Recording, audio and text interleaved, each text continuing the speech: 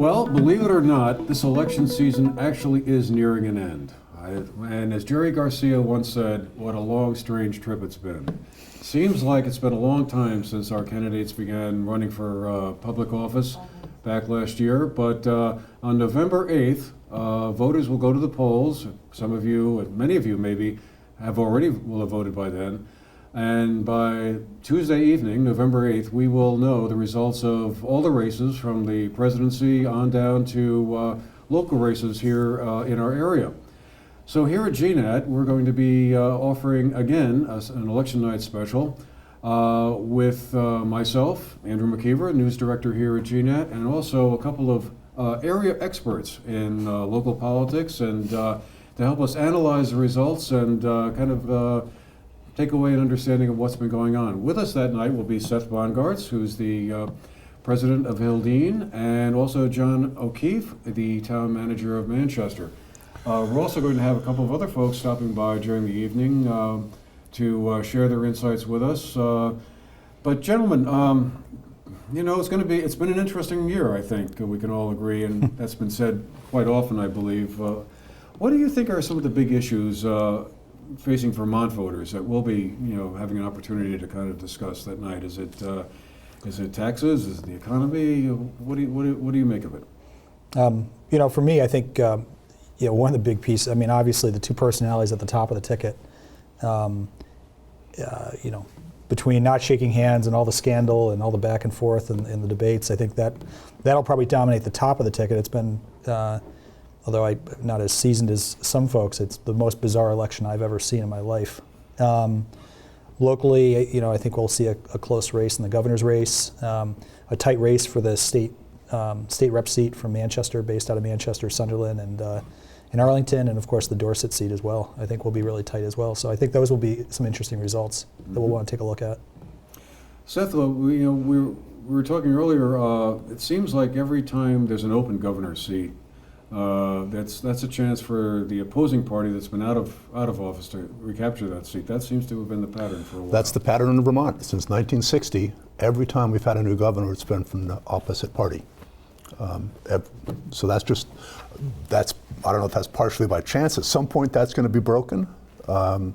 This is a year where I think it's likely Hillary Clinton's going to carry Vermont by quite a lot, and what effect that will have down ticket, we'll have to see. We got I think, as John said, a very tight race between Phil Scott and Sue Minter. It's going to be fascinating to see what happens. What do you think are the main issues that voters are going to be casting their ballots around? I mean, Phil Scott has made a centerpiece of his campaign has been make Vermont affordable. In other words, cut back government spending, stabilize taxes. We just simply can't keep on spending money we don't have. Is that a winning message, do you think, for a lot of voters? You know, it's hard to tell, but I think it certainly resonates to some degree, and it resonates I think probably across the political spectrum. Of course, so do some of the things that Sue Minter is talking about. They both do, but I think the issues are going to be at the state level and the local level, for that matter. The economy, taxes, sort of a sense of whether there's momentum, and I think that the whole Act 46 and education, where we are with that, is going to have, those three things are probably going to be, as John was saying earlier, the things that really motivate voters. John, what do you think the impact of the presidential race is going to have in Vermont? I mean, we've had, as you said, a very unusual presidential election.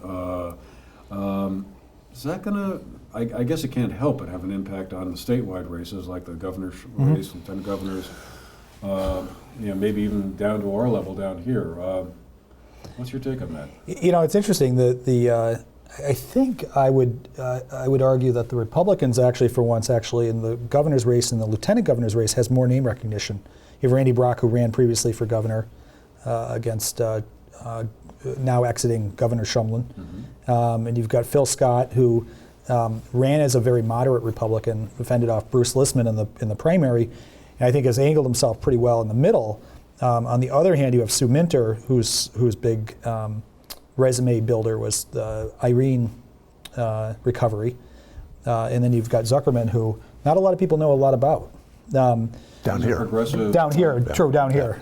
He's a state senator for Chittenden County, and is he running as a progressive and a Democrat, right? In both lines. He's running on both lines. Yeah. Yeah.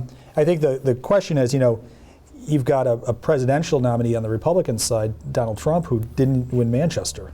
I believe Kasich won Manchester by 2 votes. One vote. One vote. I remember 161 to 160. Yeah, not a lot of Amazed it was that close. Yeah, and Trump did win Dorset right. by just a little bit, but I think as the campaign has gone on, I think Trump's stock has obviously declined in Vermont significantly. I think he'll be a huge drag on the top of the ticket. I mean, I think he's literally the anchor dragging him on the bottom of the ocean as the Republicans are in the boat trying to push ahead.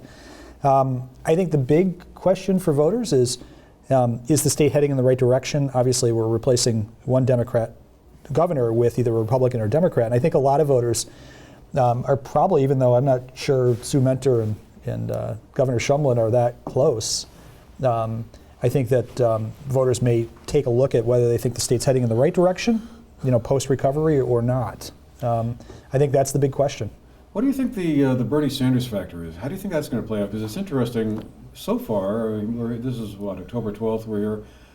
Right now, Bernie Sanders has not yet endorsed Sue Minter. Mm-hmm. He's endorsed David Zuckerman for lieutenant governor, but he has not yet officially come out and said, I endorse Sue Minter. I mean, that's kind of odd, isn't it? Mm-hmm. I mean, one would think that, pro forma, he would have at least said, yeah, vote for Sue. You would think. At the same time, I guess Vermont's a small enough state so that people, a couple points. One is that Vermont has a long history of ticket splitting, as we were also talking about earlier. It is not infrequent. In fact, we didn't have time to do the math on this, but my sense is that most times for the last 50 years, we've had a governor of one party and lieutenant governor of the other. One of the few states that allows that to happen. Most times they have to run lockstep together as a single ticket. So people are used to ticket splitting. I don't know how that's going to play out. I think I will say I think it's pretty obvious Clinton's going to carry Vermont by a lot. And then how much that carries down ballot, it's just impossible to tell, except that we do know that Vermonters are very used to going one column, then over to the other, and then back to the other, because we're a small enough state. The people feel like they know all the candidates pretty well, and actually are perfectly happy to do that. So there's a long history of that. Local races are kind of interesting. Well, we only have one real competitive local race, and that's the one in the Bennington 4 district, which includes Manchester, Arlington, Sandgate, and most of Sunderland. We have 3 candidates running for 2 seats there. Starting to see a lot of lawn signs out there, so clearly folks are interested in that. That's certainly a race we're going to follow as close as we can, and polls will be closing around 7 p.m. that night, so we should be getting results when we go on the air at 8 o'clock that night. Our program will be from 8 p.m. to 10 p.m. that evening. So if you want to take a break from the big national scene and get local, you know where to go. But I'm trying to think. Dorset race you mentioned, we have a competitive race there, but only one candidate running in the Mountain Towns district, represented by Oliver Wilson. It's for the Dorset race, you've got 2 candidates in 1 seat. For the Manchester seat, it's more of a game of musical chairs. There's 2 chairs and 3 people walking around in circles. So, when the music stops, I'll be kind of interested to see who's actually sitting in a chair. There's 2 Democrats and 1 Republican. I'm not sure if all the candidates are very well known, I think, in the community. So I'm not sure party is going to play that much into it. There's obviously 2 candidates from Manchester, and Manchester is the majority of the voters, at least registered. Although Manchester tends to vote less than the surrounding communities for one reason or another. By percentage. By percentage, yeah. So I think it's going to be a real tight race. I think it's going to be really interesting, and I'm just curious if party enrollment might play into it, because there's 2 Democrats and 1 Republican. I'm not sure how it would. Yeah, that one's hard to predict. Cynthia Browning seems to be one of the Republicans' favorite Democrats. I mean, I think she's going to get a lot of support from voters who will normally be casting Republican ballots. Yeah, I mean, one of the questions that's always fascinating about this, especially when you have 3 people running as opposed to 4 for 2 seats, is where does each candidate's second vote go? Right. And you can play that game in your mind about where's let's just say Brian Keefe's second vote going to go, where's Steve Barry's second vote? It's hard to know, and that actually has a real influence on the outcome. Because people are probably going in with one candidate in particular in mind they want to vote for, and then to decide where their second vote goes, and that actually matters just as much where their first vote goes, and it's complicated. It's interesting. One Republican insider once said that they weren't planning to run somebody against Cynthia Browning because why replace her with an unknown? Right. There seems to be a lot of crossover there. She has very often veered off the party line. So I think it'll be kind of interesting to see how many independent voters and how many Republican voters Browning will attract during the race. Any thoughts on what kind of turnout we're likely to see? Is this going to be high turnout? Nixon, Kennedy? I think it's going to be a high turnout. Yeah. I think people are whether it's for negative reasons as it relates to the top of the ticket, or whichever way you want to look at that, right. For negative reasons or otherwise. I've got a sense this one's going to be a big turnout, and I think people are paying attention to the. I mean, here we are. We're going to have in Vermont. We're going to have a new governor. We're going to have a new lieutenant governor. We're going to have a new Speaker of the House. And that's all going to be decided effectively. And a new President Pro Tem of the Senate. And new President Pro Tem of the Senate. You're absolutely right. So this is a very big year for Vermont. And so getting back to John's question about whether people will be considering all of that as they vote for the Democrat or the Republican, or whether they're going to vote based on personality, it's a mix of those things. A lot of course, it is the local races are so close to the ground. That it does tend to be a matter of who knows whom, who thinks well of somebody as a human being, and all of those kinds of things. They matter as much as party, and that's even true at the top of the ticket because again, Vermont's so small. People feel like they know everybody. You have anybody who wants to can meet the candidates for governor, lieutenant governor, and get a real feel for them, and that has a real impact on the way that people think. It's very different than a state like Illinois, where people are going to, I think, much more likely go in and just vote by party. So that's one of the things that's kind of fun about a small state where everybody knows everybody. It's I think huge turnout as long as, it only takes a little bit of rain or some snow or something like that to turn out voters in most races. Maybe this is one that, even if it's, even if we're building arcs and gathering up 2 of every animal, maybe people will still go to the polls. I think they might in this one. And actually, we should remind people right now that if voting is open, you can go vote right now. I voted, I think yesterday. I voted yesterday, and so. I think some voters might actually, as far as the top of the ticket, actually might be going to the polls to actually vote against somebody. Right. It may be less. That's the sense I get from a lot of people as people are trying to pick out a candidate.